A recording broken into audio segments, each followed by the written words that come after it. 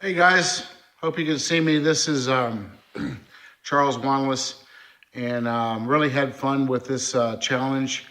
It took me a while actually to watch the whole video. I got up a little bit late today, but the funny thing is as soon as I got up, well, for the second time, I got up kind of early and then I went back to sleep. Sometimes I get a little motivation when I take a little power nap. And I did. I woke up and I was motivated. And it's funny, even though I didn't see the video, I did something that I needed to do since a couple of days ago, since I got these materials.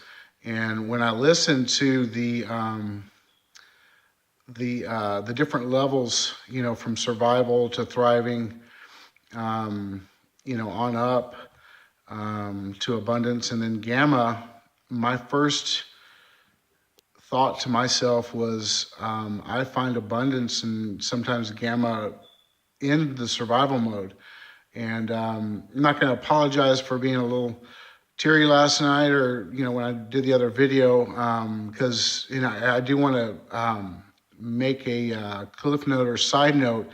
What I was talking about in my last video was my personal challenge that I'm going through. Some battles that I've been fighting have been probably one of the toughest battles, and I call it training sometimes, that I've faced in my life. So it wasn't yesterday's challenge that really threw me for a loop or anything. I mean, the challenge itself was very evident to my being and my mind, and very fresh. So that was no problem whatsoever. But the truth of the matter is, and I don't mean to be filming these in the dark, but I'm in survival mode. This house here is no longer mine. Of 10 years. It's owned by the bank, unfortunately. And basically, I'm off the grid right now in my house, literally charging these batteries here. I had originally one solar panel that's up in the window right there. If you can see it, it's a briefcase solar panel charging these small 12-volt batteries here. But and besides us Alpha Hippies, everybody else would probably think us crazy or me crazy for doing this, but here used to sit a really badass fucking LCD, forget the name, LP, what is it? I forget the damn name of the brand. It was a 60-inch plasma TV. Used to sit right here on this stand, and I traded it for some solar panels. I traded it for these badass fucking solar panels right here. I got 3 of them and 3 inverters, and I've been sitting on them for a couple of days, and I was like, you know what, I need to get my ass in gear and wire these babies up. So I salvaged or harvested it, if you will, these monster cables that used to power my surround sound system and gaming systems, and I hooked them up to this battery right there, which is now into an inverter, and I got that charged up. So I'm pretty stoked. I took care of that first thing when I got up the second time this morning. And then, I just attacked the day the same way I attacked this task that I've been putting off for a long time. Been toying with the idea of doing an alternate heat source, because I bought this heater, but it takes up a lot of juice. And, I'm in survival mode, so I'm just powering my electronics, my telephones. I've got 2 phones. I've got this charger that I carry around with me that it can also power the phones. And it also serves as a jump starter. I carry it around in my motorcycle when I'm with my club members. are Club Brothers. So if anybody ever needs a jump, it can jump up to a V8 vehicle, even a boat, that little small box right there. And then it's got 2 USB ports so I can charge stuff. And then that right there connects to the positive and negative to the battery of the car. And I've already finished another project, even though this isn't due till Sunday. I finished another project of the heat source, and there was 2 things that I wanted to learn. Is one, how to make this clay pot plant holder heat source, but also 2, I've got a lot of candles in the house, but no short candles. They're all spiritual candles. They're the tall jar type. So what I did was I learned how to make a candle out of cooking oil, and I first tried to use some rope that I salvaged or harvested from an old cat tree that was tore up, and I now come to the conclusion I just wasn't lighting the rope right. At first I thought it was flame retardant, and I don't think that's the case. But I did like the Pintrest post had said, is use a mop, some string from a mop, and that's what I did. So basically what I've got here is a big flower pot. I've got some bricks that I harvested from when I built my house 10 years ago. I built this house from scratch, or not with my hand, Pulte did, and thank God for Pulte because they got some killer insulation because it's really not that cold in here right now. But here's the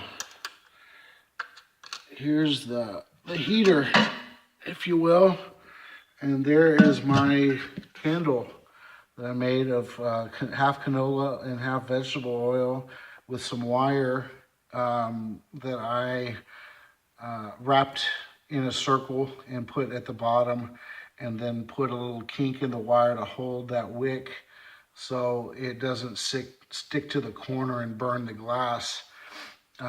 So I've got that. I didn't notice this got a little crack in it. That shouldn't be a problem. And then basically what you do is you put a larger pot over that, and then it produces heat. So we'll see how that works. I tried a couple of different variables of this, giving just a little bit of airflow, but covering that pot, overlapping the other pot. So the other pot's sitting up right around here, and the candle's obviously on the bottom, but I did something a little bit different in my bedroom. So this is in the living room, and I don't have any gas and I don't have any electric, so I can't use my fireplace.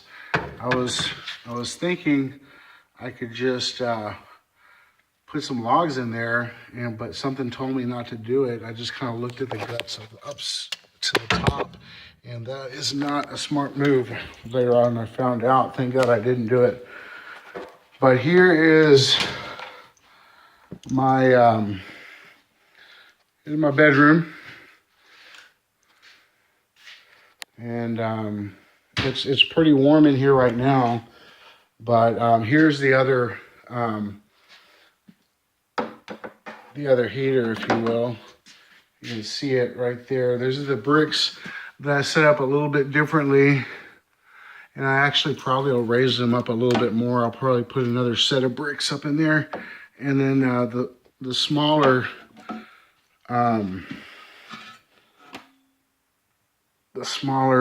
pot is right here. So I think I'm going to raise those bricks up to around there to keep that pot just right there hovering.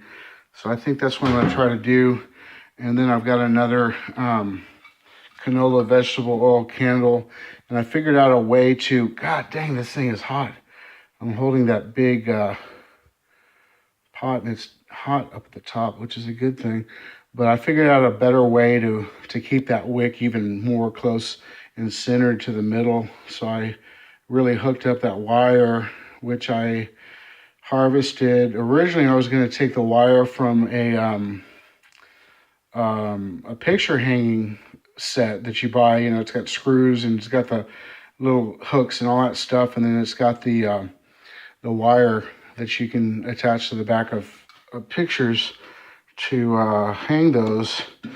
But I decided to open up my next junk drawer, and I found some other wire that I actually had salvaged when I was working on something else in my garage, from something that was left over when I was in rentals, and I owned rental property, and I think my tenants left something behind that I used to always keep in storage in my garage in case they ever called, you know, AKA called and paid me what they owed me. I was too nice of a landlord, and this time around it's not going to be the same. I'm probably going to have property managers.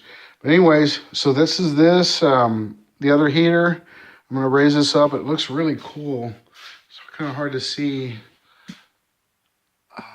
Yeah, you can't really see the light from that without my, oh, there you go. You kind of see this, but it's got a really cool glow to it. Kind of a pretty neat deal. So, but I'm not finished. One thing I've also wanted to learn is Morse code. Obviously, I'm not totally off the grid yet. I will be once they finally boot me out of this house. I'm doing a cash for keys, not to get too much into my personal life, but I may do a cash for keys, and they're going to give me some money that's going to help me put down on a down payment for some land. But you know, the albino rhino, she's sitting right out there, is going to be my home, probably January 10th. And I wanted to make sure I didn't lose this view that I've got, but I will be living out in the country. But this is essentially my first floor of my house, but really it's actually the second floor, because the first floor is down there. I've got a Texas basement. So it's a really badass house built by Pulte. And then up to the top, I've got another balcony looking out towards Fiesta, Texas, and it's even got a higher, better view than this. But I've got a spot, some land that I picked out that's pretty sweet. But anyways, this has kind of gone long, but I will be practicing and learning Morse code, and I will get through and have memorized at least A through K. I'll memorize A through K. I may end up memorizing the whole thing by Sunday. Yeah, I can do it by Sunday for sure. But I'll do an update video tomorrow about my progress. I know they said no before and after pictures, but I've already got the after on the solar setup that I wired up. I'd already had the briefcase setup done, but the bigger ones that basically will charge that whole battery in just a few hours, I did this morning. So signing off for now. Love you guys. Thank you so much for all the encouragement, all the badassery going on.